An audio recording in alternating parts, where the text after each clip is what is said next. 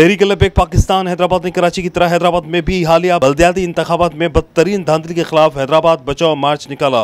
शिरका से खिताब करते हुए सूबाई रहनुमा सुलेमान सरवरी एडवोकेट ने कहा कि जिस तरह हालिया बल्दियाती इंतखाबात करवाए गए, इसकी मिसाल किसी भी महजब माशरे में नहीं मिलती। इन इंतखाबात में इलेक्शन कमीशन के अमले और पुलिस ने गैर जानिबदार रहने के बजाय पीपल्स पार्टी के सियासी कारकुन का किरदार अदा किया।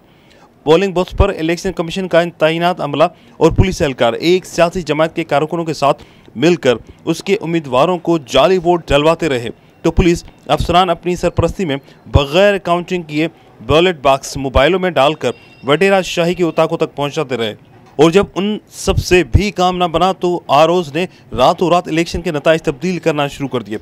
हालिया बल्दियाती इलेक्शन में इलेक्शन कमीशन की जानिबदारी साबित हो चुकी है। हमारे पास तमाम धांधली के वाज़ेह सबूत होने के बावजूद इलेक्शन कमीशन और आरओज हमारे उम्मीदवारों की तहरीरी शिकायतें वसूल करने के बजाय उनके इलेक्शन दफातर में दाखिलों तक पाबंदी लगा रहे हैं। ये तमाम ज्यादतियाँ अब बर्दाश्त से बाहर हैं।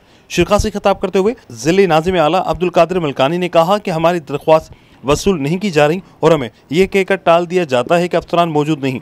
अगर इलेक्शन कमीशन अफसरान अपने ऑफिस में नहीं तो कहाँ हैं? अभी तक ये इत्तलात हैं कि ये अफसरान पीपल्स पार्टी के वडेरों की उताकों पर बैठे वफादारियाँ निभा रहे हैं। शिरका से अल्लामा कारी नवीद हनफी व दीगर ने भी खिताब किया।